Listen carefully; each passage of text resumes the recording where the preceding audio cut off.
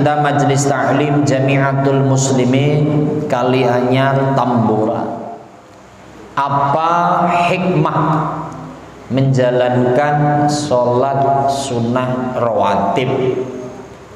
Ini berhubungan dengan kemarin ada yang tanya, apa sih fungsi sholat sunnah rawatib?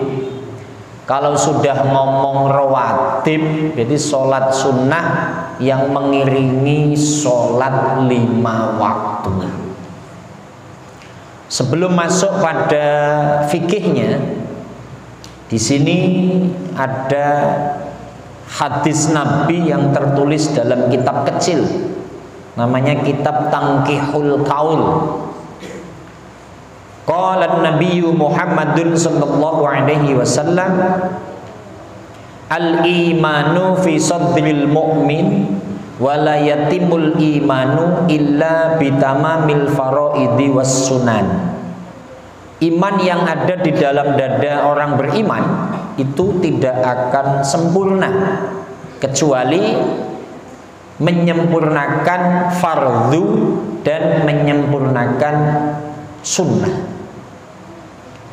Jadi dari potongan hadis ini, iman seseorang yang ada di dalam dada itu akan sempurna, akan kuat kalau orang iman tersebut menyempurnakan yang fardu. Bicara sholat, ya sholat 5 waktunya yang disiplin.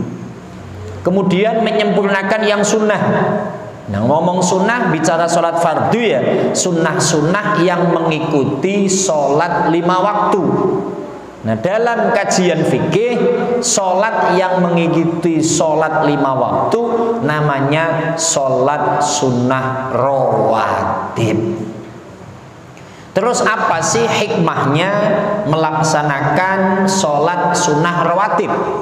Nah, maka di sini yang akan kita kaji ngambil dari kitab Al-Bajuri, syarahnya kitab Fathul Qorib. Bismillahirrahmanirrahim. Wal hikmatu fi masyru'iyyatiha fi haqqil anbiya'i kasratul ajri was sawab wa fi haqqi ghairihim takmilu ma naqasa minal faraidi bi naqsi khusyu'in wa nahwi kadadabburi qiraatin fala taqumu maqamal fardi. Hikmah menjalankan sholat sunnah rawatib adalah bagi para nabi itu untuk memperbanyak pahala.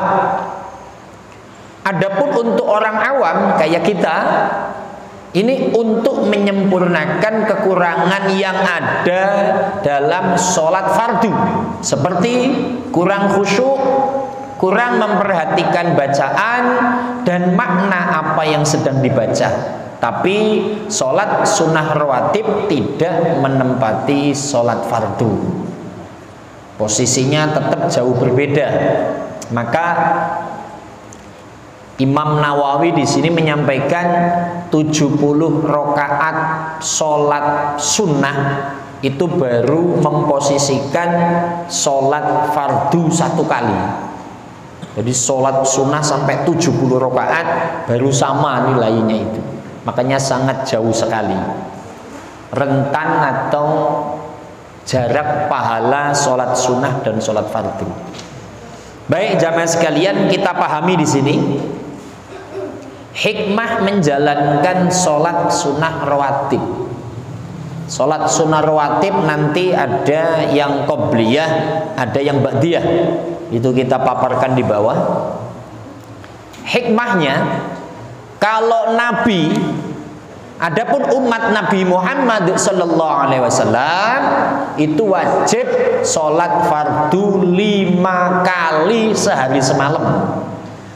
Nah, di sini pelaksanaan sholat sunnah itu kalau para nabi itu memperbanyak pahala, nambah. Kalau Nabi Muhammad sallallahu alaihi wasallam sholat 5 waktu ya sempurna. Karena ketika sudah mulai takbiratul ihram sampai salam yang diingat Allah. Maka kalau menengok ayat Al-Quran dalam surat Toha, innani anallahu la ilaha illa ana fa'budni aqimis sholata lidzikri. Dirikanlah salat untuk ingat aku. Maka Kanjeng Nabi kalau salat ya ingat Allah. Allahu Akbar, udah adanya Allah, Allah, Allah, Allah. Makanya melakukan sholat sunnah jadinya nambah pahala. Adapun untuk orang awam kayak saya, kayak kita, ini untuk menyempurnakan kekurangan yang ada dalam sholat fardu. Seperti kurang khusyuk. Khusyuk itu ya nggak ingat macam-macam. Lah kalau sholatnya kita, ini Pak Rusito ini, kalau sholat itu ingatnya habis ngaji mau makan pisang goreng. Seleranya sangat rendah ya, pisang goreng ya, hamburger gitu ya Pak, pizza apa soto, pisang goreng. Oh iya, pisang beli, pizza beli, kalau pisang gratis gitu ya.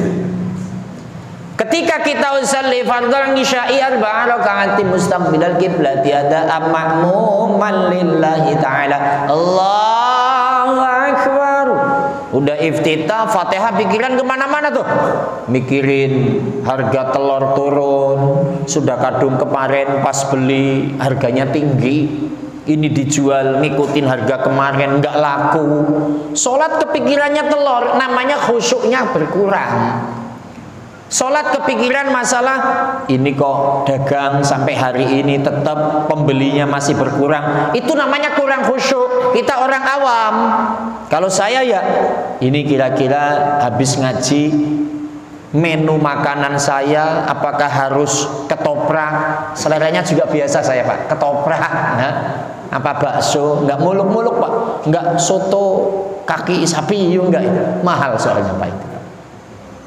Kalau sholat kepikiran seperti itu namanya khusyuknya kurang. Nah karena khusyuk kurang, hikmah menjalankan sholat sunat rawatib untuk menambal kekurang khusyuan di dalam sholat fardu, atau kurang memperhatikan bacaan dan makna apa yang sedang dibaca, kurang tadabbur. Contoh ketika kita iyyaka na'budu wa iyyaka nasta'in, kita kurang hanya padamu ya Allah aku menyembah, hanya padamu aku minta tolong. Ihdinas siratal mustaqim, tunjukkanlah kami jalan yang lurus. Kurang tadabbur, kurang memperhatikan. Karena kita kurang tadabbur, kurang memperhatikan, maka sholat sunnah rawatib yang kita lakukan untuk menutupi kekurang tadabburan itu. Tapi ingat, sholat sunnah rawatib posisinya bukan seperti sholat fardu. Maka di sini waqala an-Nawawi idza lam yakun fi mafi'luh naqasa lakinnahu taraka fardhon yuqamu lahu kullu sab'ina raqnah minan nafli maqamu raqnatin minal fardhi. Imam Nawawi menyampaikan kekurangan yang terjadi di dalam sholat kok hanya ditutupi dengan sholat sunnah itu tidak langsung bisa menutupi, tapi disampaikan ketika kita meninggalkan fardu, kurang khusyuknya di dalam sholat, kullu sab'ina roknah 70 rokaat dari sholat sunnah baru maqamu roknatin minal fardhi, menempati 1 rokaat sholat fardu. Gini Pak, sholat maghrib itu kan 3 rokaat, 1 rokaat kita nggak khusyuk. Lagi sholat mikir utang, lagi sholat mikir kudu beli A, kudu beli B.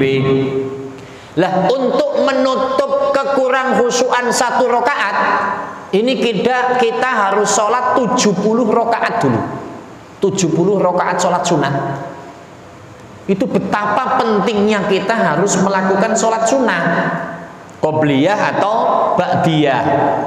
Maka kalau ada orang level kita, orang awam yang menggampangkan tidak sholat qobliyah, tidak sholat ba'diyah, berarti sudah yakin dan pede kalau sholatnya itu udah khusyuk gitu. Itu level kita loh, level kita. Nah, untuk beberapa sholat rawatib apa aja? Was-sunanut tabi'atu lil faraidi wa yu'abbaru anha aidan bi sunnatir ratibah wa hiya 17 raqnah raqnatal fajri wa arba'un qabla dhuhri wa raqnatani ba'daha wa arba'un qabla al-asri wa raqnatani ba'dal maghrib wa salasun ba'dal isya'i yutiru bi wahidatin minhunna. Salat sunnah yang mengikuti sholat fardu dalam kurung sunnah rawatib ada 17 rakaat. 2 rakaat fajar atau sholat sebelum sholat subuh, 4 rakaat sebelum sholat duhur, dan 2 rakaat setelah sholat duhur. 4 rakaat sebelum sholat asar, 2 rakaat setelah sholat maghrib, 3 rakaat setelah sholat isya, yang 1 rakaatnya adalah sholat witir. Ini yang kudu kita jalankan, Pak. Kudu di situ nggak wajib, tapi lebih kepada kebutuhan kita, karena sholat fardu kita yang jelas kurang khusyuk lah, yang jelas kurang tadabbur bacaan. Punten, kelas saya, kelas kita mau memperhatikan bacaan atau arti yang kayak apa, wong kadang yang dibaca juga nggak ngerti artinya. Ini coba yang apal surat Ad-Duha itu. Wadduha wallaili idza saja ma wadda'aka rabbuka wa ma qala walal akhiratu khairul laka minal ula wala sawfa yu'tika rabbuka fatarda. Emang ngerti itu artinya itu? Punten, Pak. Akan tadabbur makna dari mana pun nggak ngerti artinya.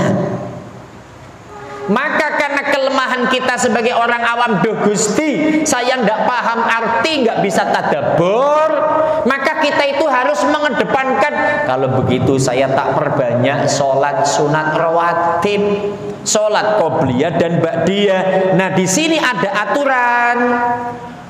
Pertama, sholat sunnah qobliyah subuh. Sholat sunnah qobliyah subuh, Pak, itu namanya ada 5. 1. Sholat sunnah subuh. 2. Sholat sunnah fajar. 3. Sholat sunnah barot. 4. Sholat sunnah wusta. 5. Sholat sunnah ghadah. Sholat sunnah subuh, ya usolli sunatas subuh, 2 rakaat. Yang kedua, sholat sunat fajar, usolli sunatal fajri. Yang ketiga, sholat sunnah barot, bardun artinya dingin, niat sholat dingin. Yang ketiga, sholat sunnah wusta, usolli sunatal wusta, sholat tengah-tengah, sebagaimana ayat Al-Quran, hafidhu ala sholawati wa sholatil wusta wa qumu lillahi qanitin. Jagalah sholat 5 waktu, khususnya sholat tengah-tengah. Sholat tengah-tengah di sini tafsir ulama ahli fikih berbeda-beda. Ada sholat tengah itu sholat asar, ada sholat tengah-tengah itu sholat subuh. Kalau sholat asar dinyatakan tengah-tengah karena kadang-kadang orang petani itu kalau asar waktunya sering lewat. Kalau sholat subuh kadang-kadang bangunnya kesiangan. Maka ada kata-kata yang serius, jagalah sholat tengah-tengah, sholat asar dan sholat subuh. Maka sholat subuh, sholat sunnah qobliyah subuh, ada niat usolli sunatal wusta. Atau yang kelima, usolli sunatal ghadah, niat sholat sunnah pagi. Jadi niat sholat sunnah qobliyah subuh ada berapa, Teh? 1. Ngomong nggak hafal aja biar saya cepat. Nggak bakal hafal, gimana? Saya jangan ngapalinya lama. Sholat sunat subuh, sholat sunat fajar, sholat sunat barot, sholat sunat wusta, sholat sunat ghadah. Boleh 5-5-nya. Besok habis adzan subuh. Yang suka adzan di sini siapa? Gunawan ya? Cecep. Bismillahirrahmanirrahim. Setelah sholatu khairum minan naum ila akhirih rampung, silakan sholat sunnah. Usolli sunnatal wusta, Allahu akbar, boleh 2 rakaat. Atau usolli sunnatal ghadah, niat sholat sunnah pagi, boleh. Atau usolli sunnatal barot, niat sholat dingin, boleh. Atau usolli sunnatal fajri, niat sholat fajar, boleh. Atau yang kelima, usolli sunnatas subhi, boleh. Yang tidak boleh usolli sunnah qobliyah subuh, itu nggak boleh. Karena apa? Tidak ada ba'diyah. Paham Pak Rusito? Jangan hanya begini-begini, kenyataannya nggak pernah sholat subuh. Gini-gini.